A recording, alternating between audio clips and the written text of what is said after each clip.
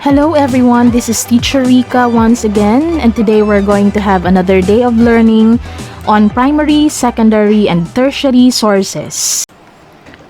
There are various sources of information that you may use in finding significant details and data that can be used in your daily life. Sources of information may be classified as primary, secondary, and tertiary sources. The context of information presented in a source is helpful in classifying information. Sources of information are classified as primary if they are authentic and have not been subjected to evaluation or assessment. These are information written at a certain time or period of research.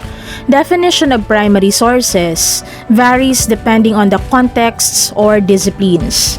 Primary sources are also original records from the past recorded by people who were involved in the event, witnessed the event, or knew the persons involved in the event. They can also be objects such as artifacts or visual evidence. They give you an idea about what people alive at that time saw or thought about the event. Keep in mind that a primary source reflects only one point of view and may contain a person's bias or prejudice toward an event. Some examples of primary sources include the following: letters, manuscripts, diaries, journals, memoirs, autobiographies, oral histories, interviews, speeches, newspapers, government documents, photographs, maps, video footage of event, audio and video recordings, research data, and objects or artifacts. Those with asterisk marks are usually, but not always, primary sources of data.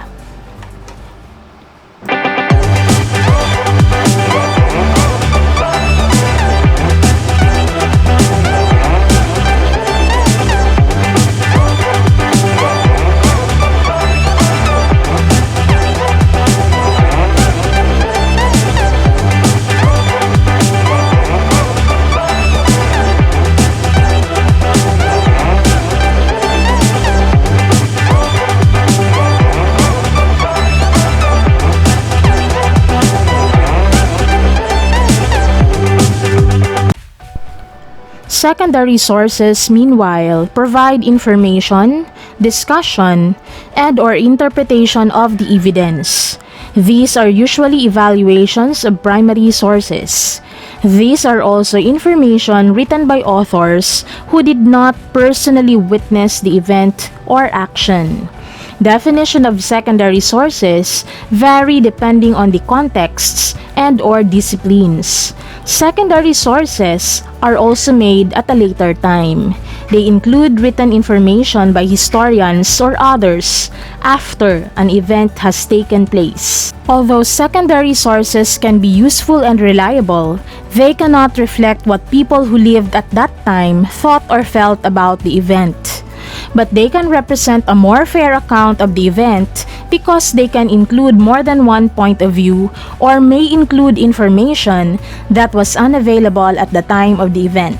These are examples of secondary sources: books with endnotes and footnotes, biographies, reprints of artwork, a journal or magazine article which interprets or reviews previous findings, conference proceedings, literary criticism, book reviews, and most works incorporating primary sources.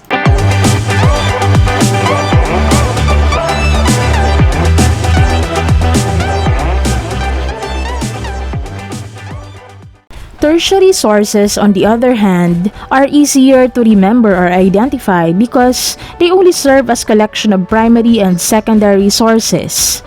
Some examples of these are textbooks, bibliographies, abstracts, indices, dictionaries, encyclopedias, databases, directories, and almanacs. In using the information gathered, whether they are primary, secondary, or tertiary sources, take note of these 6 characteristics that information should have. First is accuracy. It means information should be reliable, useful, free from flaws, and of high quality. The second is completeness. It means that information should provide all needed details. It should be able to answer the WH questions: the what, who, when, where, why, and how. The third one is timeliness. It simply means that information should be up to date. Next is consistency.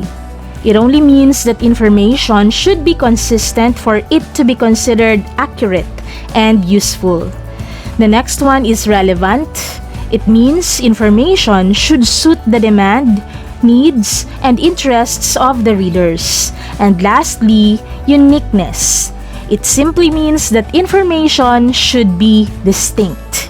Before we end this discussion, I would like to leave you a reminder not to use Wikipedia as either your primary or secondary source in doing your research. Instead, use it as a starting point for your research and as a way to locate actual primary and secondary sources.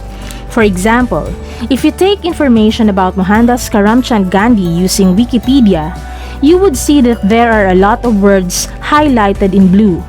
It is because those words were taken from different sources as well.